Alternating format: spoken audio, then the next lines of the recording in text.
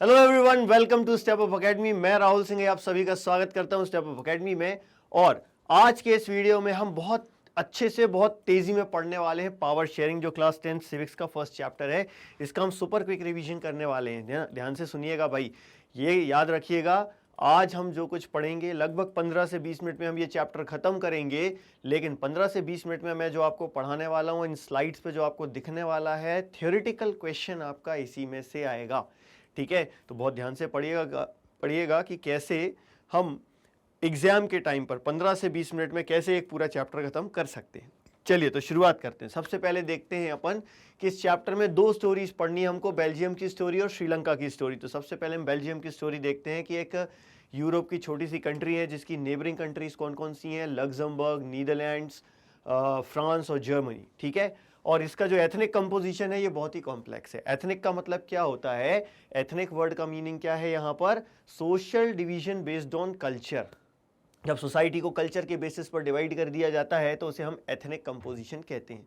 ठीक है, अब लेकिन यहाँ याद रखिएगा कि यहाँ पर एक एथनिक कम्युनिटी जो है वो एक ही रिलीजन को फॉलो करने वाली हो या एक ही कंट्री में रहने वाली हो, ये ज़रूरी नहीं है। अलग अलग कंट्रीज़ के हो सकते हैं, डिफरेंट रिलीजन के लोग हो सकते हैं, लेकिन उनका एथनिक ओरिजिन एक जैसा हो सकता है। ठीक है, ये हमें कैसे पता चलता है, या तो फिजिकल टाइप के बेसिस पर, या कल्चर के बेसिस पर, या दोनों के बेसिस पर। ठीक, अब कंट्री की जो टोटल पॉपुलेशन है उसमें से 59% जो लोग हैं वो डच स्पीकिंग लोग हैं और फ्लेमिश रीजन में रहते हैं। ये देखें भाई, नॉर्थ में नीदरलैंड्स है, यहाँ पर डच स्पीकिंग लोग रहते हैं और इसे हम फ्लेमिश रीजन कहते हैं। ठीक है, 40% लोग जो हैं वो वेलोनिया रीजन में रहते हैं और फ्रेंच लैंग्वेज बोलते हैं, और रिमेनिंग 1% लोग जो हैं वो जर्मन लैंग्वेज बोलते हैं और इनका एक अलग रीजन है। ठीक, ये एथनिक कंपोजिशन है यहाँ का। और इन एथनिक कम्युनिटीज़ के बीच में क्या स्टार्ट हो गए, कॉन्फ्लिक्ट से स्टार्ट हो गए। ये जो फ्रेंच और डच कम्युनिटीज़ हैं इनके बीच में क्या है, टेंशन है। क्यों है टेंशन, क्या रीज़न है इस टेंशन का, कि ये जो फ्रेंच कम्युनिटी है, ये फ्रेंच कम्युनिटी माइनॉरिटी में, हमने देखा 40% है फ्रेंच माइनॉरिटी में है, लेकिन ये रिच हैं और पावरफुल हैं। ठीक है, इनके कंपैरिजन में जो डच कम्युनिटी के लोग हैं ये उतने रिच और पावरफुल नहीं है और इनको एजुकेशन और इकोनॉमिक डेवलपमेंट का फायदा भी बहुत लेट मिला। इसके कारण इन दोनों के बीच में टेंशन है। डच कम्युनिटी इस चीज से नफरत करती थी, इसीलिए टेंशन थी इनके बीच में। ठीक है, अब इस टेंशन का एक और रीजन ये भी है कि ये जो इसकी कैपिटल है, बेल्जियम की कैपिटल है ब्रसेल्स, यहाँ पर है ना। ब्रसेल्स का एथनिक कंपोजिशन इनसे थोड़ा सा अलग है। ब्रसेल्स में फ्रेंच मेजोरिटी में है, डच माइनॉरिटी में है। 80% लोग फ्रेंच हैं और 20% लोग डच कम्युनिटी के, है ना। तो यहाँ पर हम देख रहे हैं कि ये एक स्पेशल प्रॉब्लम प्रेजेंट कर रहा है। अब ऐसी सिचुएशन में यहाँ पर ये जो कॉन्फ्लिक्ट है, ये जो टेंशन है, ये एक बहुत भयावह रूप ले सकती है भाई। लेकिन क्या हुआ ये हम समझेंगे, लेकिन उसके पहले हम ये देखते हैं कि श्रीलंका की स्टोरी क्या है। श्रीलंका में भी ऐसी ही एथनिक कम्युनिटीज रहती हैं। हम जानते हैं वहाँ तमिल और सिन्हलीज दो मेन कम्युनिटीज हैं। जो सिन्हली स्पीकर्स हैं वो 74% हैं और तमिल स्पीकर्स 18% हैं। ठीक है, अब ये जो तमिल्स हैं इनमें भी दो सब ग्रुप्स हैं।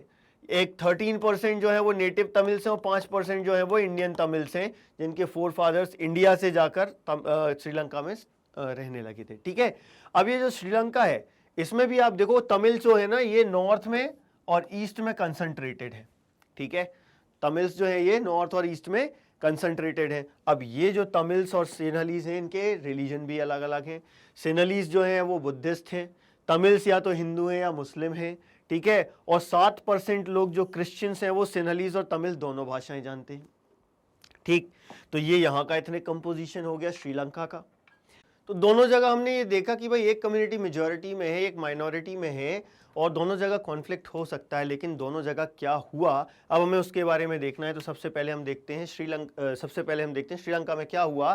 श्रीलंका में मेजॉरिटेरियनिज्म फॉलो किया गया। अब ये मेजॉरिटेरियनिज्म क्या होता है, मेजॉरिटेरियनिज्म एक बिलीफ है। किस तरीके का बिलीफ है, that majority community can rule the country in what ever way it wants by disregarding the needs and interest of the minority. Minority के नीड्स और इंटरेस्ट पर ध्यान नहीं देना है, मेजॉरिटी जैसे चाहे वैसे रूल कर सकती है। इस तरीके की थिंकिंग को हम मेजॉरिटेरियनिज्म कहते हैं। ठीक है, तो मेजॉरिटेरियनिज्म प्रैक्टिस किया गया श्रीलंका में। कैसे प्रैक्टिस किया गया उसके लिए हम पॉलिसीज देखते हैं। 3 टाइप की पॉलिसीज इन्होंने बनाई।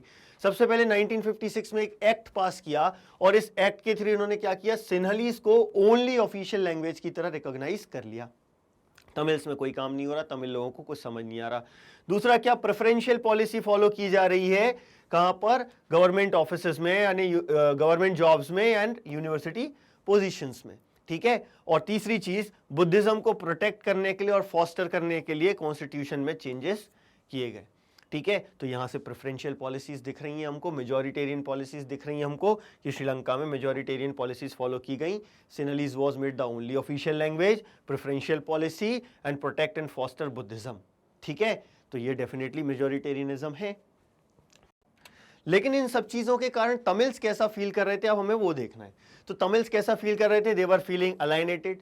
अलाइनेशन मतलब अलग फील कर रहे हैं वो, उनको ये लग रहा था कि कोई भी वो जो बुद्धिस्ट सिनलीज पॉलिटिकल पार्टीज हैं या लीडर्स हैं, they were not sensitive to their demands and they were not sensitive to their language and culture, ठीक है। और क्या फील कर रहे थे, they were feeling that they are denied equal political rights. और क्या फील कर रहे हैं, discriminated against them getting jobs and opportunities, ठीक है। और उनके इंटरेस्ट को इग्नोर किया जा रहा था। अब देखो ये 5 मार्क का क्वेश्चन आ सकता है यहां से कि कैसा वो फील कर रहे थे, तो हमें ये 5 पॉइंट लिखना है, इसमें बस थोड़ी सी हम थ्योरी ऐड कर देंगे तो ये 5 मार्क्स हमको आसानी से मिलेंगे, ठीक है। तो याद रखना भाई, जो भी हम पढ़ रहे हैं बहुत ध्यान से समझना, जितना हम बहुत शॉर्ट में पढ़ रहे हैं, लेकिन इसमें आप थोड़ी सी लैंग्वेज ऐड करके इसमें आप फुल मार्क्स गेन कर सकते हैं, ठीक है। तो मैंने इस चैप्टर को बहुत शॉर्ट में कर दिया है, सिर्फ कीवर्ड्स यहां पर लिखे हुए हैं, अपन ने उन कीवर्ड्स को अपन को याद रखना है, ठीक है। फिर से एक और बार रिपीट कर लेते कि कैसा फील कर रहे थे तमिल्स, वो अलाइनेटेड फील कर रहे थे, उनको लग रहा था कि उनकी लैंग्वेज और कल्चर पर कोई भी बुद्धिस्ट और सिनलीज जो लीडर्स हैं वो फोकस नहीं कर रहे हैं, उनको इक्वल अपॉर्चुनिटीज नहीं मिल रही हैं, इक्वल पॉलिटिकल राइट्स नहीं मिल रहे हैं और उनके इंटरेस्ट को इग्नोर किया जा रहा है, ठीक है। अब आगे बढ़ते हैं अपन। तो फिर इन श्रीलंका में जो तमिल्स हैं, इन्होंने क्या किया, इन्होंने पॉलिटिकल पार्टीज बनाई, मूवमेंट्स लॉन्च किए, लेकिन इन सब का कोई असर नहीं हुआ। इनकी डिमांड्स क्या थी, ये जो इन्होंने पार्टीज लॉन्च किए, जो स्ट्रगल कर रहे हैं, इनकी डिमांड्स क्या है, 3 मेन डिमांड्स थी उनकी, ध्यान रखिएगा। ये 3 मेन डिमांड्स क्या हैं कि तमिल को भी ऑफिशियल लैंग्वेज बनाया जाना चाहिए, रीजनल ऑटोनॉमी मिलनी चाहिए और इक्वल अपॉर्चुनिटी मिलनी चाहिए इन सिक्योरिंग एजुकेशन एंड जॉब्स। ये इनकी डिमांड्स हैं, लेकिन इनकी डिमांड्स पर कोई ध्यान नहीं दे रहा है, बार बार इनकी डिमांड्स को ठुकराया जा रहा है, डिनाई किया जा रहा है। और उसके कारण क्या हुआ, एक्चुअली में क्या हुआ यहाँ पर कि भाई ऑटोनॉमी की डिमांड को ठुकरा दिया है और तमिल को ऑफिशियल लैंग्वेज बनाने की डिमांड को इन्होंने डिनाई कर दिया है। इसके कारण इनमें कॉन्फ्लिक्ट बढ़ता चला गया और 1980s में कई सारी पॉलिटिकल ऑर्गेनाइजेशंस फॉर्म हुई जो तमिल एलम की डिमांड करने लगी, सेपरेट तमिल कंट्री की डिमांड करने लगी। अब पहले रीजनल ऑटोनॉमी की डिमांड थी, लेकिन अब सेपरेट तमिल कंट्री की डिमांड होने लगी। कहां पर, नॉर्दर्न और ईस्टर्न पार्ट में, जहां पर तमिल्स जो है वो मेजॉरिटी में थे, ठीक है। अब इतना बढ़ गया ये डिस्ट्रस्ट इन दोनों के बीच में कि ये काय में कन्वर्ट हो गया, सिविल वॉर में कन्वर्ट हो गया। और इस सिविल वॉर में बहुत ज्यादा कैजुअलिटीज हुई, बहुत टेरिबल सेटबैक हुआ, यानी कि कंट्री पिछड़ गई हर चीज में, सोशल, इकोनॉमिक एंड कल्चरल चीजों में ये कंट्री पूरे तरीके से पिछड़ गई। फाइनली ये जो 1980s में कॉन्फ्लिक्ट स्टार्ट हुआ, ये जाकर खत्म हुआ 2009 में। ये बहुत ही बुरा समय था इनके लिए, ठीक। तो श्रीलंका में क्या हुआ, मेजॉरिटेरियनिज्म। लेकिन बेल्जियम में ऐसा नहीं हुआ। बेल्जियम के लीडर ने डिफरेंट पाथ चूज किया। क्या डिफरेंट पाथ था, डिफरेंट पाथ चूज करने के लिए इन्होंने सबसे पहले चीज क्या की, इन्होंने ये रिकॉग्नाइज किया कि इन लोगों के बीच में डिफरेंसेस हैं, कल्चरल डाइवर्सिटी है और रीजनल डिफरेंसेस हैं। जब इन्होंने ये रिकॉग्नाइज कर लिया तो क्या डिफरेंट किया इन्होंने, कॉन्स्टिट्यूशन को 1970 से 1993 के बीच में कॉन्स्टिट्यूशन को 4 बार अमेंड किया इन्होंने, 4 बार इन्होंने अमेंड किया कॉन्स्टिट्यूशन को अपने, ठीक है। और इन 4 बार अमेंडमेंट के बाद क्या बना, बेल्जियम मॉडल बना, ठीक है। मतलब कि कॉन्स्टिट्यूशन में अमेंडमेंट के बाद जो कॉन्स्टिट्यूशन बना ना, वो इतना अच्छा था जिससे डिफरेंट कम्युनिटी के लोग एक साथ मिलकर एक कंट्री में रह पा रहे थे, ठीक। तो इसको हम क्या कहते हैं, बेल्जियम मॉडल। तो अब हमें क्या पढ़ना है, बेल्जियम मॉडल के मेन पॉइंट्स क्या हैं, ठीक है। तो कुछ मेन पॉइंट्स हम यहां पढ़ने वाले हैं बेल्जियम मॉडल के। क्या है बेल्जियम मॉडल के मेन पॉइंट, सबसे पहला पॉइंट क्या था, इन्होंने क्या चेंज किया कि जो सेंट्रल गवर्नमेंट होगी, सेंट्रल गवर्नमेंट में फ्रेंच और डच स्पीकिंग मिनिस्टर्स का नंबर इक्वल होगा और जो स्पेशल लॉज होते हैं उनको पास करने के लिए दोनों कम्युनिटी से मेजॉरिटी की जरूरत होगी, एक सिंगल कम्युनिटी से मेजॉरिटी से काम नहीं चलेगा। ये क्यों किया गया, ताकि कोई एक कम्युनिटी यूनिलैटरली कोई डिसीजन ना ले सके। ये लेकिन सिर्फ स्पेशल लॉ के लिए है, बाकी लॉ में तो नॉर्मल मेजॉरिटी से काम चलेगा, ठीक। दूसरा क्या, स्टेट गवर्नमेंट्स के लिए था, बहुत सारी पावर सेंट्रल गवर्नमेंट से ले ली गई और किसको दे दी गई, स्टेट गवर्नमेंट को। अब ये स्टेट गवर्नमेंट सेंट्रल गवर्नमेंट के सबऑर्डिनेट नहीं है, ठीक है, दो हो गए। तीसरा क्या आ जाता है इसका, ब्रुसेल्स के लिए एक सेपरेट गवर्नमेंट बनाई गई और ब्रुसेल्स में भी क्या कहा गया कि फ्रेंच और डच मिनिस्टर्स का नंबर इस गवर्नमेंट में इक्वल होगा, ठीक है। ऐसा क्यों हुआ, क्योंकि डच लोगों ने फ्रेंच लोगों को पूरी कंट्री में इक्वालिटी दी और इसीलिए फ्रेंच लोगों ने डच लोगों को कैपिटल में इक्वालिटी दी है, ठीक। और आखिरी था कम्युनिटी गवर्नमेंट फॉर्म की, इन्होंने एक डिफरेंट टाइप की गवर्नमेंट फॉर्म की, कम्युनिटी गवर्नमेंट, जिसके पास किस चीज से रिलेटेड पावर्स थी, एजुकेशन, लैंग्वेज एंड कल्चर से रिलेटेड पावर थी। तो किसी भी एरिया में, चाहे वो वलोनिया हो, चाहे वो फ्लेमिश रीजन हो, कोई भी व्यक्ति कहीं भी रह रहा हो, फ्रेंच कम्युनिटी की एक French community government, Dutch community की एक डच कम्युनिटी गवर्नमेंट, और हर एक फ्रेंच और हर एक डच अपनी अपनी कम्युनिटी गवर्नमेंट के इलेक्शन में वोट करेगा। लेकिन कम्युनिटी गवर्नमेंट सिर्फ कल्चर, एजुकेशन और लैंग्वेज से रिलेटेड इश्यूज पर डिसीजन ले सकती थी, बाकी चीजों पर नहीं, ठीक है। अब इसका फायदा हुआ, बेल्जियम मॉडल का फायदा क्या हुआ, कंट्री डिवाइड हो सकती थी लैंग्वेज के बेसिस पर, कंट्री डिवाइड नहीं हो पाई। सिविक स्ट्रिफ हो सकता था, वो सिविक स्ट्रिफ नहीं हुआ, तो क्या हुआ फायदा, avoid civic strife between the two major communities and possible division जो हो सकता था कंट्री का लिंग्विस्टिक बेसिस पर, वो भी नहीं हो पाया। और साथ में क्या हुआ, देखो ये बहुत पीसफुल कंट्री बन गई। तो आगे चल के जब यूरोपियन यूनियन का फॉर्मेशन हुआ, ठीक है, तो बेल्जियम की जो कैपिटल है ब्रुसेल्स, इसे हेडक्वार्टर बनाया गया। ये फायदा है बेल्जियम मॉडल का, ठीक। लेकिन क्वेश्चन ये आता है हमारे पास कि भैया इन दोनों स्टोरी से हमने क्या सीखा, ठीक है। तो क्या सीखा हमने, देखो बेल्जियम की स्टोरी से क्या सीखा कि कंट्री की यूनिटी कब पॉसिबल है। कंट्री की यूनिटी कब पॉसिबल है, जब हम डिफरेंट जो रीजन्स हैं और लोग हैं उनकी फीलिंग्स और इंटरेस्ट जो है उनकी रिस्पेक्ट करें। तो unity of the country is possible only by respecting the feelings and interest of different communities and regions, ठीक है। ऐसा यदि हम रिस्पेक्ट करेंगे एक दूसरे को तो यूनाइटेड रहेगी कंट्री। ये हमने बेल्जियम से सीखा। और श्रीलंका से क्या सीखा कि यदि मेजॉरिटी कम्युनिटी अपनी विल या अपना जो इच्छाएं हैं वो फोर्स करने की कोशिश करेगी, डोमिनेशन स्टैब्लिश करने की कोशिश करेगी माइनॉरिटी के ऊपर और पावर शेयर करने से रिफ्यूज कर देगी, तो कंट्री डिवाइड हो सकती है। It can undermine the unity of the country. ये चीजें हमने सीखी बेल्जियम से और श्रीलंका से, ठीक है। अब क्वेश्चन क्या आया भाई, हमें पावर शेयरिंग क्यों करनी चाहिए, रीजन क्या है पावर शेयरिंग का, why power sharing is desirable. तो हम दो रीजंस देखते हैं, एक प्रूडेंशियल रीजन देखते हैं और एक मॉरल रीजन देखते हैं। प्रूडेंशियल रीजन क्या है, प्रूडेंशियल रीजन मतलब कैलकुलेशंस के बेसिस पर, केयरफुल कैलकुलेशंस होती है गेन्स और लॉसेस की, ठीक है। तो ये प्रूडेंशियल रीजंस होते हैं, हम फायदा और नुकसान बताते हैं कि पावर शेयर करने के क्या फायदे हैं और क्या नहीं, पावर शेयर ना करने के क्या नुकसान है। तो ये क्या कहलाते हैं, प्रूडेंशियल रीजन। और मॉरल रीजन का मतलब क्या है भैया, क्या सही है और क्या गलत है ना, ये वैल्यूज के बेसिस पर होता है, ठीक है। तो अब हमें क्या पढ़ना है, prudential reason and moral reason of power sharing. सबसे पहले हम देखते हैं prudential reason of power sharing, यानी कि हम कैलकुलेशंस के बेसिस पर बताएंगे। पहली क्या है कि इसके कारण क्या होता है, it helps to reduce the possibility of social conflict between different social groups, ठीक है। तो ये पहला फायदा हो गया कि कॉन्फ्लिक्ट की जो पॉसिबिलिटी होती है डिफरेंट सोशल ग्रुप्स के बीच में, ये रिड्यूस हो जाती है, फायदा है। दूसरा फायदा क्या है, good way to ensure political stability, ठीक है। पॉलिटिकल ऑर्डर में जो स्टेबिलिटी होनी चाहिए वो इंश्योर करने के लिए पावर शेयरिंग बहुत जरूरी है।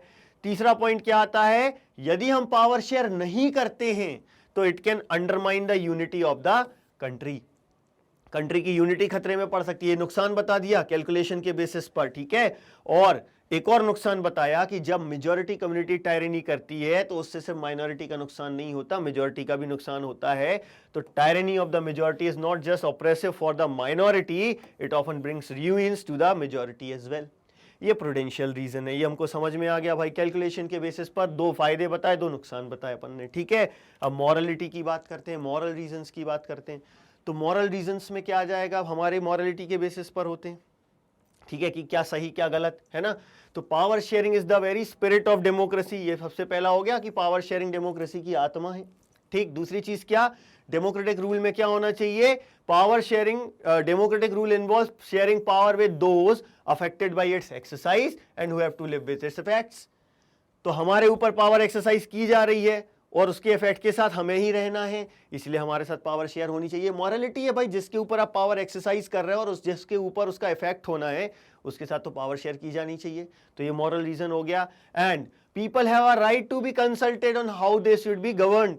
लोगों के पास ये अधिकार है कि उनसे पूछा जाना चाहिए कि आपको कैसे गवर्न किया जाए, ये मॉरलिटी है ना, ठीक है। And a legitimate government is one where citizens acquire their stake in the system through participation. इसीलिए पावर शेयरिंग होनी चाहिए, क्योंकि हमारा पार्टिसिपेशन होगा तभी तो लेजिटिमेट गवर्नमेंट कहेंगे अपन उसको, ठीक है। तो ये क्या हो गए, moral reason for power sharing. देखो भाई ये बहुत कॉमन क्वेश्चन है, तीन मार्क्स में कोई एक अलग से पूछा जा सकता है या दोनों का कंपैरिजन पूछा जा सकता है, तो हमें यही लिखना है। तो यहां से भी एक क्वेश्चन फॉर्म हो सकता है, ठीक है। लेकिन अब ये पावर शेयरिंग कैसे कैसे करते हैं हम, डिफरेंट फॉर्म्स कैसे आते हैं। देखो पावर शेयरिंग हमेशा से नहीं थी।